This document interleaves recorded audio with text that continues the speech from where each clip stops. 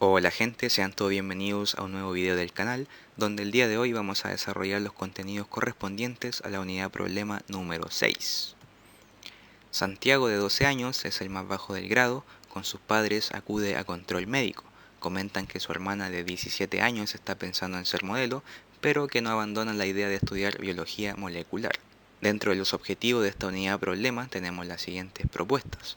En primer lugar, comprender a la adolescencia como una etapa de profundos cambios, transformaciones y adquisiciones. Reconocer el concepto de adolescencia como una construcción socio-histórico-cultural.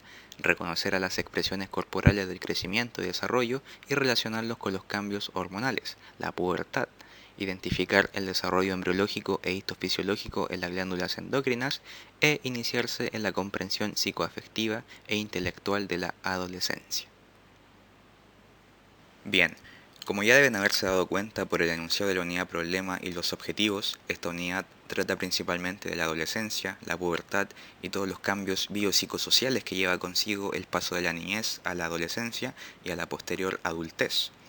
Tenemos a Santiago, de 12, y su hermana de 17 años, la cual piensa en ser modelo, pero que tampoco descarta la posibilidad de estudiar biología molecular, lo cual nos hace alusión a las inseguridades, a las indecisiones y los conflictos internos que caracterizan al proceso de la adolescencia y por el cual todos hemos pasado en nuestra vida.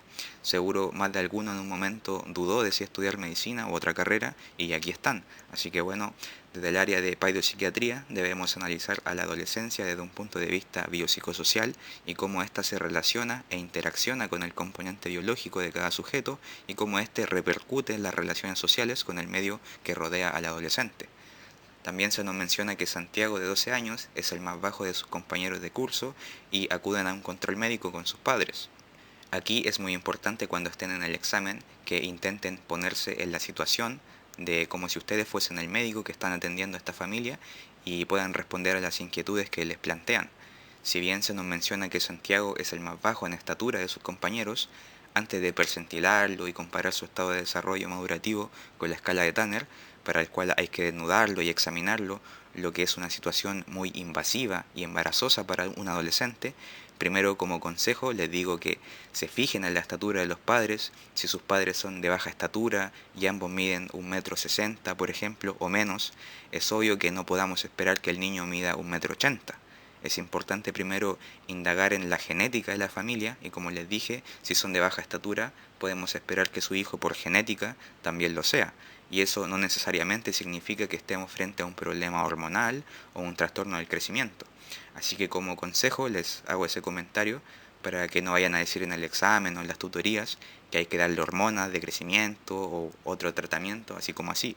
Para llegar a ese punto se requiere realizar diferentes exámenes y estudios clínicos, tanto pediátricos y endocrinológicos, que nos orienten a que se trate de un trastorno de crecimiento y así poder idear un plan terapéutico. Pero la unidad problema tampoco nos da más información al respecto, así que no se vuelen la cabeza con ese tema. Lo que sí pueden hacer es recomendar una buena alimentación, que sea balanceada, que contenga variedad de nutrientes y cubra la necesidad calórica necesaria para un niño en etapa de crecimiento. También pueden recomendar el realizar actividad física y deportes que estimulen el crecimiento, como lo es la natación, el básquetbol, el ciclismo, etcétera.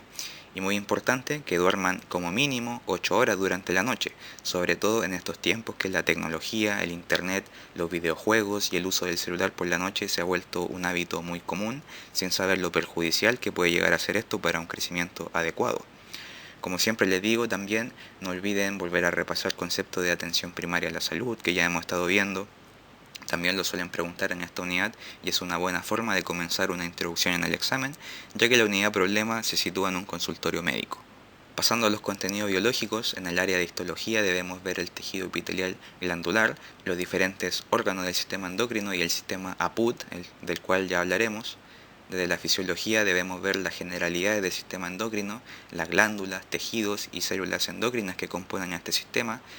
Muy importante las hormonas, su clasificación, su estructura y mecanismos de acción, y para esto nos apoyaremos desde la química biológica. Aquí les recomiendo leer desde el blanco y ver los videos del profesor Rigali que les ayudarán un montón a profundizar en mayor detalle. También debemos conocer el eje hipotálamo hipófiso tiroideo y eje somatotrófico y cómo estos participan en la regulación del crecimiento. El eje hipotálamo hipófiso gonadal, que ya vieron en la unidad problema número 3, y los efectos más importantes de la testosterona y el estradiol y su implicancia en el desarrollo puberal. Aquí también es importante mencionar y saber diferenciar los caracteres sexuales primarios y los secundarios, tanto en el varón como en la mujer, y en qué momento se alcanza el pico de crecimiento puberal. Todos estos contenidos biológicos vamos a ir desarrollándolos de manera integrada, ya que se necesita tanto de la histología, la química y la fisiología para poder entender el funcionamiento del sistema endocrino. Sin nada más que agregar, comenzamos a desarrollar los contenidos. La adolescencia es una etapa de la vida no reconocida en muchas sociedades y culturas, es una construcción sociocultural con componentes territoriales, temporales y políticos. Lo que quiere decir esto es que la etapa de la adolescencia como la conocemos y como la vivimos nosotros en Occidente, en primer lugar, no es igual a como lo era en el año 1900 o como lo fue en la época de la conquista española. A esto se refiere con el componente temporal y tampoco podemos decir que la adolescencia se vive de igual manera en una aldea alejada de la civilización en Japón o en una tribu nómade africana o en una tribu escondida en el Amazonas. A esto se refiere el componente territorial y político, ya que también cada país regula y tiene diferentes legislaciones que incluyen o no a los adolescentes dentro de sus programas o dentro de sus leyes. En algunas sociedades solo se describen 4 tipos de edades: el bebé, el niño, el adulto y el viejo. Algunas sociedades agrupan bajo el término de niños a todas las personas menores de 18 años, mientras que otras consideran a los jóvenes desde los niños menores de 10 años hasta los jóvenes adultos de 25 años inclusive. Esto era lo que les mencionaba anteriormente. En algunas sociedades solo existe el paso desde niño a hombre o mujer directamente, ya sea a través de un ritual de iniciación, la primera menstruación en la mujer. En algunas culturas dan a las niñas en matrimonio y ya pierden directamente la adolescencia como la vivimos la mayoría.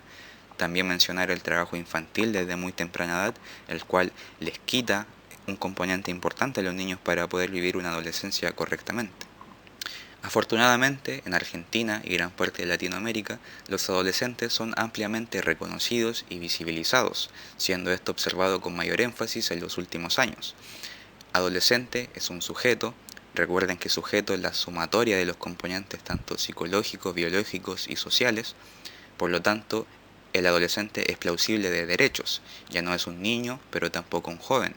Se encuentra en un tiempo cargado de cambios e incertidumbres, debiendo atravesar esta etapa con errores, aceptaciones, elecciones a los fines de arribar a esa ansiada madurez biopsicosocial y emocional. La adolescencia comienza con la pubertad, pero culmina en un punto muy variable e incierto que guarda relación con los otros aspectos psicosocioemocionales que la definen. Por lo tanto, podríamos encontrar adolescentes tanto de 17 años como adolescentes de 40 años. No obstante, y a los fines de definir intervenciones y políticas públicas, la OMS define a la adolescencia como la etapa de la vida que transcurre entre los 11 y 19 años, continuando con la juventud. En este cuadro se ven las principales diferencias y cambios que ocurren en cada etapa de la adolescencia. En la adolescencia temprana, que va desde los 10 a 13 años, tenemos un adolescente que de a poco se va volviendo rebelde, se interesa poco por sus padres y empieza a entablar intensa amistad con adolescentes de su mismo sexo para así poder comparar si los cambios que están ocurriendo en su cuerpo también le sucede a ellos. Con respecto a su identidad, comienza a desarrollar habilidades cognitivas más elaboradas y fantasiosas, se encuentra en un estado turbulento y no puede controlar sus impulsos, no tiene claro qué va a hacer en un futuro y con respecto a su imagen tiene preocupación por sus cambios físicos e incertidumbre acerca de su apariencia. En la adolescencia media, que va desde los 14 a 17 años, nos encontramos con un adolescente aún más rebelde y en conflicto con sus padres, pero mucho más interrelacionado y apegado a sus amistades. Comienza sus primeras experiencias sexuales, se sienten los reyes del mundo, lo cual le lleva a tener conductas de riesgo por sus sentimientos de omnipotencia, de que nada malo le va a pasar, se preocupan mucho por su apariencia y desean tener un cuerpo más atractivo y estar a la moda. Por último, en la adolescencia tardía, que va desde los 18 a 21 años, nos encontramos con un adolescente un poco más maduro, más cercano a sus padres, a sus valores, le da más importancia a las relaciones íntimas que a sus compañeros de grupo, comienza a desarrollar metas vocacionales mucho más reales y ya ha logrado tener su propia identidad personal y social que le permitirá intimar y está conforme y aceptado su imagen corporal. Como vimos en la diapositiva anterior, estas etapas pueden presentarse precozmente o extenderse por más años. Tampoco es que esto sea 100% así como describen los libros o las diferentes bibliografías que hay, pero les servirá para que más o menos tengan una idea general del proceso de adolescencia. Otro concepto que quiero que se lleven de este video y que les va a servir mucho para hablar en los exámenes y para el chamullo es el concepto de duelo. Para Arminda Averasturi, una psicoanalista argentina muy importante, la adolescencia debía realizar 3 procesos de duelo, entendiéndose al duelo como el conjunto de procesos psicológicos que se producen normalmente ante la pérdida de un objeto amado y que llevan a renunciar a este. El adolescente debe superar 3 duelos para convertirse en un adulto. El primer duelo que debe superar el adolescente es el duelo por el cuerpo infantil. El adolescente sufre cambios rápidos e importantes en su cuerpo que a veces llega a sentir como ajenos, externos y que lo ubican en un rol de observador más que de actor de los mismos. Crea un sentimiento de impotencia, este se va haciendo adulto con una mente aún infantil. El segundo duelo es el duelo por el rol y la identidad infantiles. Perder su rol infantil le obliga a renunciar a la dependencia y aceptar responsabilidades desconocidas hasta ese entonces. La pérdida de la identidad infantil debe reemplazarse por una identidad adulta. En ese transcurso surgirá la angustia que supone la falta de una identidad clara. La mayoría de las obligaciones y las responsabilidades también son trasladadas a la irresponsabilidad típica de los adolescentes. Sus pensamientos comienzan a funcionar con caracteres de grupos y se sienten apoyados por sus pares. El tercer duelo es el duelo por los padres de la infancia, renunciar a su protección, a sus figuras idealizadas e ilusorias, aceptar sus debilidades y su envejecimiento y que posteriormente ellos deban morir. Ahora pasando un poco más a lo biológico, recordemos que la maduración es el proceso de adquisición progresiva de nuevas funciones y características que se inicia con la concepción y finaliza cuando el ser alcanza el estado adulto. Se evalúa a través del desarrollo de funciones psicomotoras, neurolingüísticas y adaptativas, o de eventos como la aparición de un diente, de nuevos huesos, o la modificación de los caracteres sexuales secundarios. Todos los sistemas maduran en forma secuencial, siguiendo una cronología establecida. Cada niño madura a una velocidad que le es propia. Existe una variación normal en la velocidad de maduración, de allí que algunos niños recorran el trayecto madurativo en forma lenta, denominados maduradores lentos, y otros en forma acelerada, denominados maduradores rápidos, siendo consideradas ambas variantes de la normalidad. Durante la etapa postnatal, el examen físico general y neurológico del recién nacido permiten correlacionar su maduración con la edad gestacional. A medida que el individuo crece, los indicadores de maduración más utilizados en la práctica clínica son la evolución del neurodesarrollo en la primera infancia, la maduración esquelética durante la primera y segunda infancia y los estadios puberales durante la adolescencia, que vamos a ver un poco más adelante. Aquí tenemos algunos ejemplos de métodos utilizados para evaluar la maduración de un sujeto. Por un lado, el puntaje de Capurro, que nos servía para evaluar la edad gestacional de un recién nacido, la observación del juego de los niños para evaluar su maduración neurocognitiva, el análisis del crecimiento de las vértebras cervicales para determinar la edad esquelética y las tablas de Tanner para medir la maduración de los genitales externos. Ahora pasando a lo que es la pubertad, la podemos definir según Grumbach como el periodo de transición entre el estado juvenil y la adultez, durante el cual aparecen los caracteres sexuales secundarios, se adquiere la fertilidad, ocurre el brote de crecimiento adolescente y toman lugar profundos cambios psicológicos. Por lo general, la pubertad comienza entre los 8 y 13 años de edad en las niñas y entre los 9 y 15 años de edad en los niños. Algunos comienzan antes o después de esas edades y los adolescentes pueden comenzar a ver cambios relacionados con la pubertad en cualquier momento durante esos años. La pubertad consiste en una serie de cambios morfológicos y emocionales secundarios a la secreción gonadal de hormonas sexuales. Este proceso es desencadenado por la activación del eje hipotálamo hipofisario gonadal a partir de la maduración de estructuras cerebrales. En el varón, el primer signo clínico es el aumento del tamaño testicular y modificaciones de la piel del escroto, luego aumenta el tamaño del pene y aparece el vello púbico. En la mujer, La aparición del botón mamario constituye el primer signo a considerar.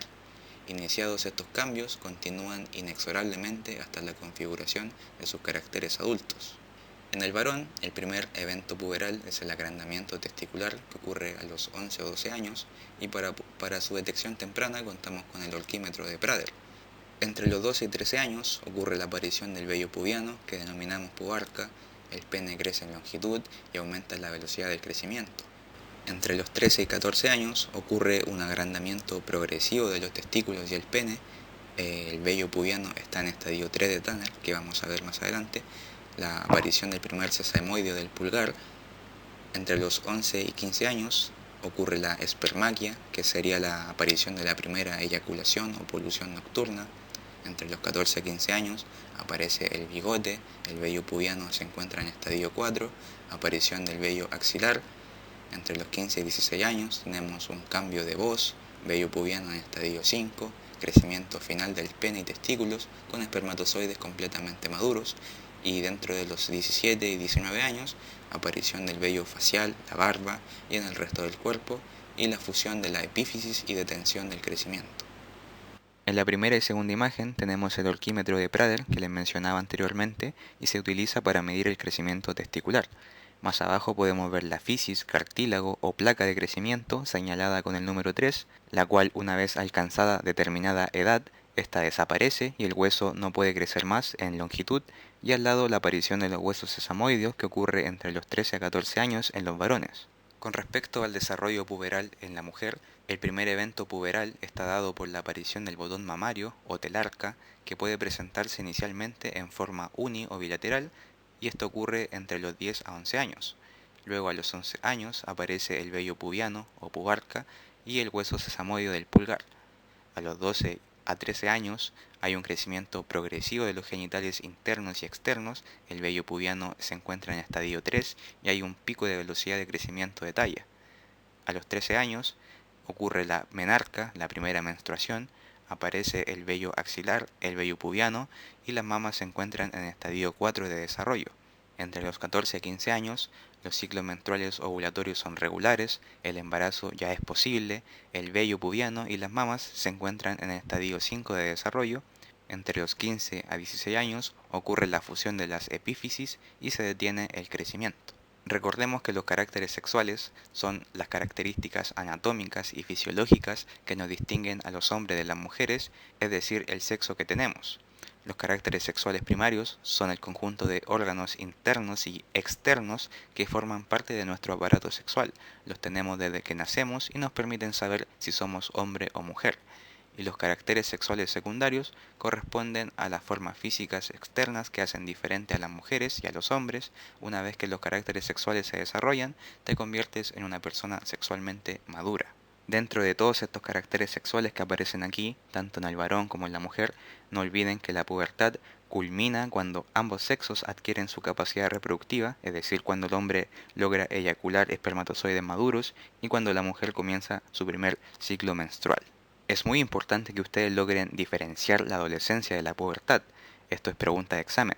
Recuerden que la adolescencia es un proceso social y cultural que se puede dar o no dependiendo de la sociedad a la que nos estemos refiriendo. En cambio, la pubertad es un proceso biológico y es universal, es decir, que todos los seres humanos pasamos por un proceso madurativo de crecimiento y desarrollo que culmina con la aparición de la capacidad reproductiva independientemente de la nacionalidad o la raza. Los estadios de Tanner son una escala ideada por un pediatra británico llamado James Tanner, de ahí su nombre. Este científico describió magistralmente las diferentes etapas del desarrollo en varones y mujeres. Debe recordarse que son los estadios del desarrollo de los genitales externos en la pubertad y no de la pubertad misma. El desarrollo de los caracteres sexuales que siguen una cronología precisa en su aparición fueron estudiados mediante investigaciones longitudinales, es decir, estudios de muchos años, a través de secuencias fotográficas. Estas fotografías fueron analizadas posteriormente en su conjunto, permitiendo establecer estadios del desarrollo de las mamas en las mujeres, desarrollo del escroto y del pene en el hombre y el vello pubiano en ambos sexos. Se establecieron así 5 estadios por los que atraviesan cada uno de estos caracteres sexuales y que permiten ubicar al individuo en su transcurrir desde la pre a la posadolescencia. En primer lugar, en las niñas podemos observar el grado de desarrollo de las mamas desde un grado 1 con solamente la elevación del pezón hasta un grado 5 donde ya hay una madurez establecida. En los niños podemos observar el grado de desarrollo de los genitales partiendo desde un grado 1 o prepuberal donde los testículos, el escroto y el pene son del mismo tamaño y proporciones que en la primera infancia, hasta un grado 5 donde los genitales se encuentran totalmente maduros en tamaño y forma. Y por último, se debe observar tanto en niños y niñas el desarrollo del vello pubiano. Acá les dejo otras tablas que detallan un poco más los diferentes estadios, le van poniendo pausa al video y las pueden ir anotando si quieren, pero básicamente de eso se tratan los estadios de Tanner, son tablas que nos permiten comparar el desarrollo normal de los genitales externos con lo que veamos en nuestros pacientes y así determinar qué tan desarrollados están. Ahora, pasando más al ámbito de la consulta médica con el adolescente, entre los recursos que disponemos nosotros como médicos para brindar una consulta cálida y de calidad, contamos con el orquídómetro de Prader, el atlas de Tanner, la curva de percentilos, la balanza, el telímetro, la disposición, la atención y la empatía por parte de nosotros. También es importante mencionar que los adolescentes son muy hábiles para detectar si nos estamos conectando con ellos o simplemente estamos cumpliendo con una rutina.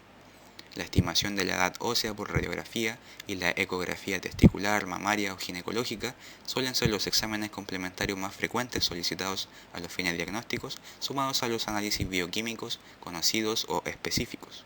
Entonces, recapitulando, los hechos o eventos puberales que debemos reconocer y constatar para asegurarnos de que está todo normal son los siguientes.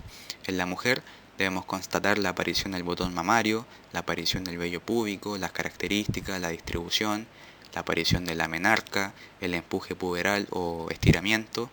En el varón, el aumento de tamaño testicular, el aumento del tamaño del pene, lo mismo la aparición del vello púbico, cuando tuvo su primera eyaculación o espermarca, el empuje puberal o estiramiento.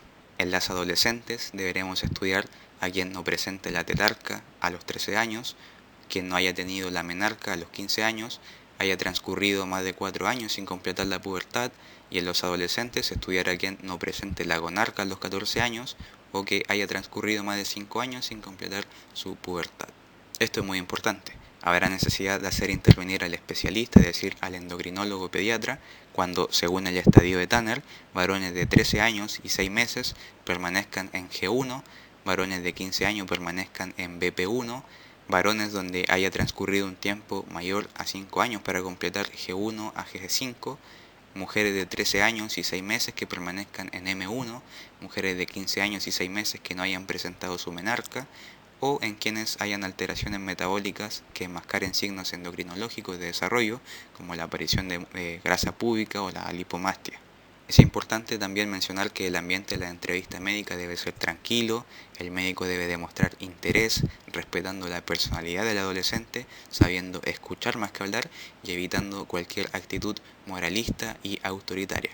Siempre debe estar atento al comportamiento y reacciones tanto del paciente como de sus familiares. Para realizar una labor efectiva es conveniente que el paciente esté cómodo, que sienta confianza y se exprese libremente, sabiendo que los datos que aporta el médico son confidenciales, si bien esta garantía puede estar sujeta a excepciones cuando se ponga en peligro la vida del adolescente o el bienestar del paciente u otra persona. Es importante destacar, cuando el adolescente acude a la consulta médica, debemos aprovechar la oportunidad para promover aspectos del autocuidado del cuerpo. Si bien el foco está puesto en lo testicular y mamario, esta estrategia de educación para la salud tiene un valor y efecto que aún no dimensionamos. A su vez, abordar aspectos de la promoción de la salud, como los hábitos, tanto el sueño, la alimentación, la actividad física, las relaciones y sus vínculos con los pares, con sus padres, docentes, ídolos, y de prevención de la enfermedad. Debemos constatar si tienen su carnet de vacunación completo, si consumen sustancias, drogas, etcétera, cómo le está yendo en la escuela. Toda esta información adquiere una categoría de prioridad en esta etapa de la vida. ¿Qué vamos a hacer con Santiago entonces? Como les dije en un principio, primero vamos a fijarnos en la estatura de los padres y preguntar por la de otros familiares. Si la genética de su familia no es de una estatura alta, podría tratarse de algo netamente debido a factores genéticos o bien que se trate de un madurador lento y nada más haya que esperar a que Santiago alcance su máximo potencial de desarrollo. Ahora bien, si sus padres son altos y Santiago está muy por debajo de la altura que debería tener para su edad según las tablas de percentilos, y el examen físico nos damos cuenta que tiene un Tanner no acorde para su edad, ahí sí podemos solicitar estudios clínicos y eventualmente derivarlo a un endocrinólogo pediatra para un tratamiento más específico. Ahora vamos a pasar a los contenidos netamente biológicos, vamos a dar un vistazo general sobre estos temas. Como les digo siempre, deben profundizar desde los libros, lo que les muestro yo en lo general, lo que sí o sí deben saber, lo que no se les puede olvidar, lo que preguntan en los exámenes, pero que obviamente deben profundizarlos por cuenta propia. Comenzando por histología, tenemos a los epitelios glandulares. Cuando los epitelios de revestimiento adquieren un carácter secretor, se transforman en epitelios secretores, es decir, que son capaces de elaborar secreciones u hormonas. Las glándulas son órganos formados por un epitelio glandular, la membrana basal y el tejido conectivo. Las secreciones pueden consistir en proteínas, complejos de hidrato de carbono o lípidos. La secreción es un proceso por el cual las células captan moléculas pequeñas desde la sangre y las transforman por medio de mecanismos biosintéticos intracelulares en un producto más complejo que es almacenado transitoriamente en el citoplasma y luego es liberado fuera de la célula. Según donde vierten su producto, las glándulas se clasifican en glándulas exócrinas, es decir, que liberan su producto en un sistema de conductos que se abren al epitelio de revestimiento del cual se originaron.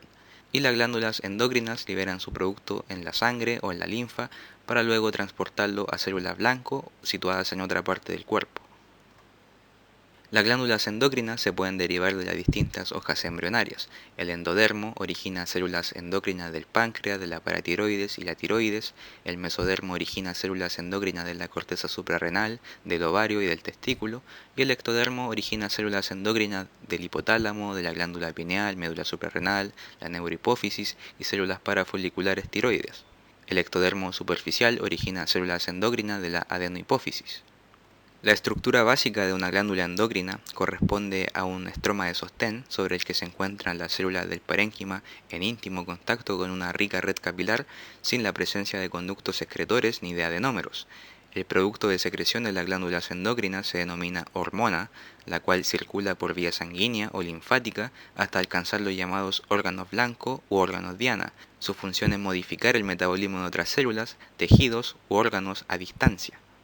Es muy importante hacer una diferencia entre el sistema endocrino y el sistema nervioso. El sistema endocrino produce respuestas lentas, generalizadas y de acción duradera, actuando a través de secreción de hormonas. En cambio, el sistema nervioso produce respuestas rápidas, localizadas y de corta duración, las cuales actúan a través de la secreción de neurotransmisores y neuropéptidos. Todos los tejidos especializados del organismo necesitan funcionar de forma integrada. Dicha integración es posible por la acción de dos grandes sistemas de control. Por un lado, el sistema nervioso, que establece una red de información electroquímica entre el cerebro y los tejidos, y el sistema endocrino, que utiliza mensajeros químicos denominados hormonas. Así como las señales electroquímicas del sistema nervioso circulan por vías especiales, los nervios, que forman circuitos de conexión, las hormonas en cambio vierten a la circulación sanguínea o al líquido intersticial a través de los cuales alcanzan sus órganos diana correspondientes, donde ejercerán sus acciones y sus efectos determinados. Las hormonas, como definición, son mediadores químicos segregados por las células del sistema endocrino. Podemos también decir que son cualquier sustancia que liberada por una célula actúe sobre otra célula, tanto cercana como lejana, sin tener en cuenta la vía empleada para su transporte, sea esta circulación sanguínea, flujo exoplásmico o espacio intersticial. Podemos decir que las hormonas actúan de tres maneras. La secreción autócrina actúa sobre la propia célula que la segregó, la secreción parácrina actúa sobre las células vecinas o células cercanas y la secreción endócrina sobre células ubicadas a distancia. Los receptores para recibir estas hormonas pueden estar ubicados en la membrana o en el interior de las células. Con respecto a los receptores en la membrana, la unión de la hormona al receptor promueve la formación de segundos mensajeros como AMPC cíclico, GMP cíclico, inositol trifosfato, etc. Estos provocan acciones intracelulares de las hormonas. Con respecto a los receptores en citosol o núcleo, pueden actuar regulando la transcripción del ADN nuclear. Es importante que se lleven este concepto con respecto de las hormonas. Podemos clasificarlas según su naturaleza química en hormonas liposolubles y son aquellas que pueden difundir al interior de las células y atravesar la membrana lipídica sin ningún problema, de ahí su nombre, y unirse a receptores localizados en el citoplasma de la célula o en el núcleo de la célula. Pero para movilizarse por la sangre deben estar unidas a proteínas transportadoras como la albúmina, y estas corresponden a las hormonas de naturaleza esteroidea o tiroidea. Y las hormonas hidrosolubles, en cambio, pueden viajar libremente por la sangre, pero no pueden atravesar la membrana de las células debido a su gran tamaño, pero para producir sus efectos se une a receptores en la membrana de las células y activa a otras moléculas llamadas segundos mensajeros, las cuales desencadenan una serie de reacciones que permiten producir el efecto deseado de esa hormona.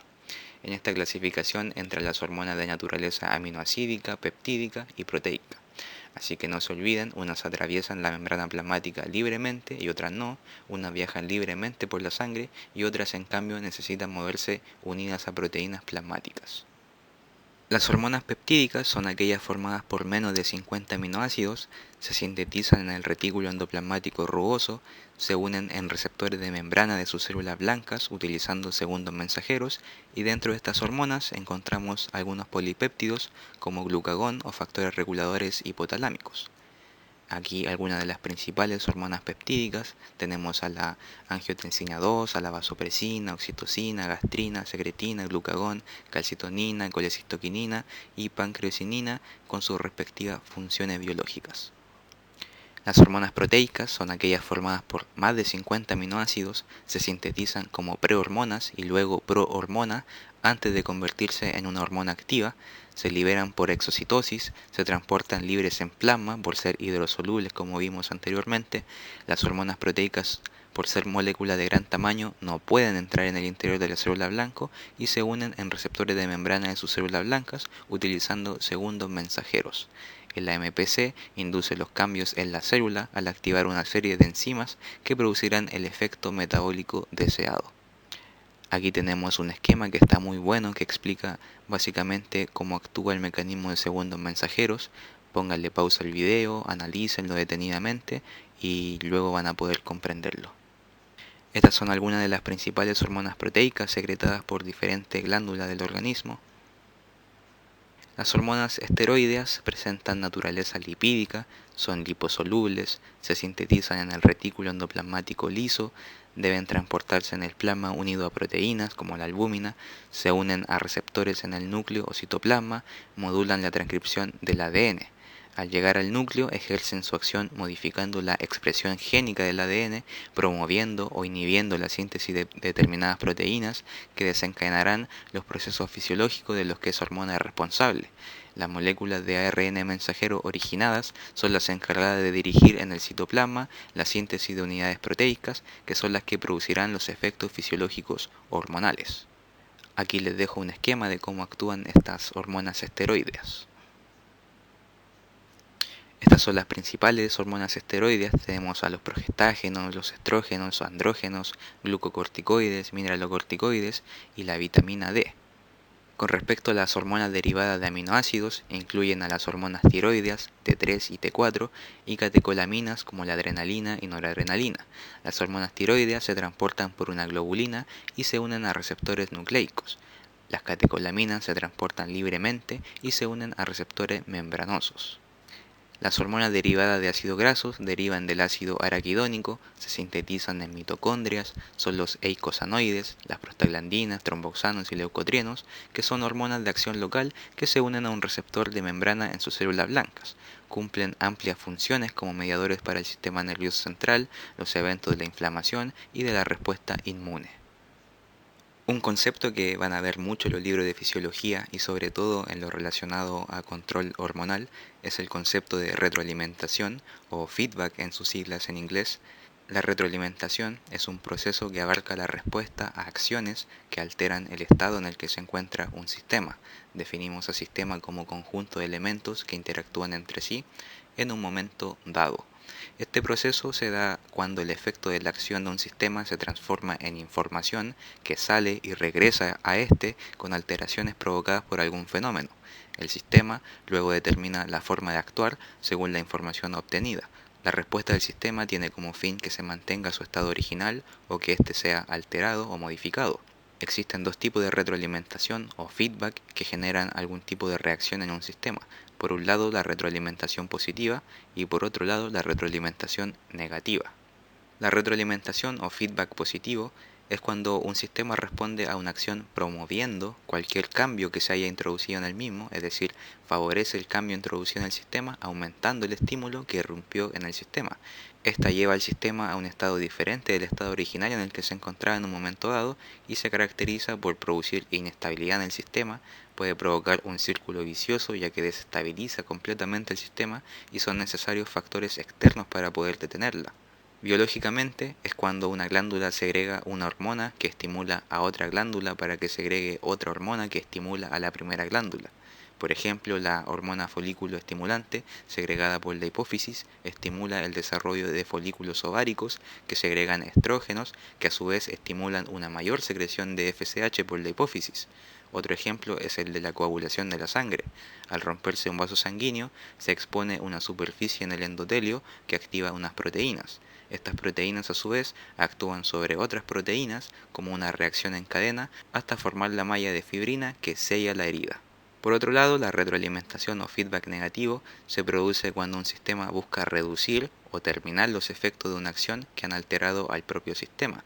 Esta retroalimentación negativa intenta mantener el sistema en un punto de equilibrio, reduciendo el estímulo que produjo el cambio. Las características de esta retroalimentación es que, en primer lugar, es común en los procesos biológicos humanos, generalmente se detiene sin la intervención de factores externos, tiene una relación intrínseca con la homeostasis, es común que un proceso de retroalimentación negativa se detenga por sí solo cuando el equilibrio ha sido restablecido. Biológicamente es cuando una glándula segrega una hormona que estimula a otra glándula para que segregue una hormona que inhibe a la primera glándula. Ejemplo de estos es la adrenocorticotrofina segregada por la hipófisis, la cual estimula la secreción de glucocorticoides adrenales, los cuales inhiben a la secreción de ACTH por la hipófisis. Otro ejemplo es la regulación de la temperatura. Ante una subida en la temperatura corporal, esta reacciona produciendo el sudor. De esta forma, el sudor permite que el cuerpo se enfríe a través de la evaporación. Aquí hay algunos ejemplos de estos sistemas de retroalimentaciones biológicos. Pasando al sistema endocrino propiamente tal, lo podemos definir como el conjunto de glándulas y tejidos que vierten sus secreciones llamadas hormonas en la sangre. Dentro de estas glándulas podemos encontrar al hipotálamo, a la hipófisis, a la tiroides, paratiroides, las glándulas suprarrenales, el páncreas, el timo, la glándula pineal, a las gónadas, los ovarios y los testículos y algunos tejidos que también secretan hormonas aún sin ser glándulas como el corazón, la mucosa gástrica y la mucosa intestinal. Comenzando con la descripción de la glándula pituitaria o hipófisis, podemos decir que tiene un diámetro de 1.2 por 1.5 centímetros, tiene un peso de 0.5 gramos, se localiza en la silla turca o fosa pituitaria del piso medio de la base del cráneo, específicamente corresponde al hueso esfenoides. Tiene como función controlar el crecimiento, el metabolismo y la reproducción a través de hormonas peptídicas o glucoproteínas que se denominan trofinas porque estimulan el desarrollo y función de otros órganos. Con respecto a su morfología, presenta una cápsula derivada de la dura madre llamada tienda de la hipófisis o diafragma hipofisario.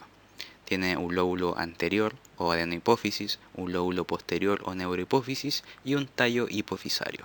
La adenohipófisis es la hipófisis glandular o secretora de la mayoría de las hormonas. Esta se divide en tres. Una parte distal ocupa el lóbulo anterior y representa el 80-90% de toda la glándula. Presenta varios tipos de células cromófogas, las cuales no segregan hormonas y corresponden al 50% de las células cromófilas, las cuales sí segregan hormonas y corresponden al 50% de las células. Estas pueden ser acidófilas, más abundantes, segregan somatotrofina y prolactina.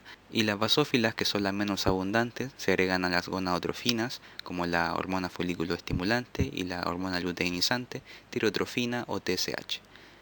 También podemos encontrar a las células folículo estrelladas que están presentes y son restos embriológicos. Con respecto a la parte intermedia, esta ocupa el lóbulo anterior y no tiene gran desarrollo en el ser humano, presenta folículos y células cromófilas de tipo basófilo secretora de melanotropina y beta-endorfinas. Con respecto a la parte tuberal, forma parte del tallo hipofisario, presenta células cromóforas abundantes, alternando con escasas células cromófilas secretoras de GSH y TSH. La neurohipófisis es la hipófisis nerviosa, presenta los siguientes componentes: una eminencia media, la cual corresponde al piso del tercer ventrículo, donde se encuentran los vasos portales largos del sistema porta hipotálamo hipofisario. Además se encuentran axones o terminaciones nerviosas, las cuales no tienen cuerpos neuronales, pero tienen tanicitos, que son células ependimarias, es decir, que son células epiteliales de forma cilíndrica. La parte infundibular presenta fibras nerviosas que pertenecen al haz nervioso hipotálamo hipofisario, que conecta hipotálamo medio con neurohipófisis. Estos axones transportan la hormona antidiurética y la oxitocina. La parte nerviosa presenta axones y terminaciones nerviosas, algunas de estas dilatadas, y se llaman cuerpos de Hering. La función de estas es almacenar la hormona antidiurética y la oxitocina previo a su secreción. Además, presenta pituicitos, que son células gliales de tejido nervioso con funciones auxiliares complementando a las neuronas. Aquí podemos ver la íntima relación entre la hipófisis y el hipotálamo y cómo éstas actúan sinérgicamente para regular la liberación de la mayoría de las hormonas más importantes del organismo. De hecho, aquí podemos apreciar cómo ambas estructuras se encuentran conectadas, las cuales tienen dos tipos de conexión: una conexión vascular, sistema porta hipotálamo hipofisario, la cual corresponde a un sistema venoso que conecta los núcleos del hipotálamo con la parte distal de la adenohipófisis. A través de estos vasos, los factores reguladores del hipotálamo llegan a regular la secreción de las hormonas adenohipofisarias. Y una conexión nerviosa o haz nervioso hipotálamo hipofisario, que son los axones que conectan los núcleos del hipotálamo con la parte nerviosa de la neurohipófisis para ser almacenadas en los cuerpos de Hering. El hipotálamo se localiza en la base del diencéfalo por debajo del tálamo.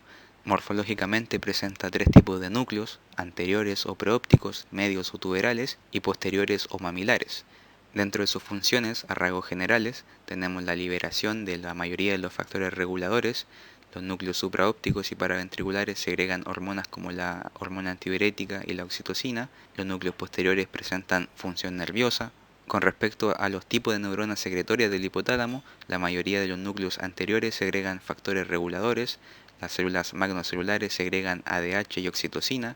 Las células dopaminérgicas segregan dopamina, las serotoninérgicas segregan serotonina, las noradrenérgicas segregan noradrenalina, las colinérgicas acetilcolina, las peptidérgicas segregan somatostatina, encefalina, dinorfinas, sustancia P, etc. Acá se ven las principales hormonas liberadas por el hipotálamo, y si se dan cuenta, la mayoría actúan sobre la hipófisis anterior para estimular a la liberación de determinadas hormonas, todo esto gracias a la íntima conexión existente entre ambas estructuras. La tiroides se localiza en la base del cuello, por delante y a los lados de la tráquea. Con respecto a su morfología, presenta dos lóbulos, los cuales están separados por un istmo. En ocasiones también puede encontrarse un tercer lóbulo llamado lóbulo piramidal.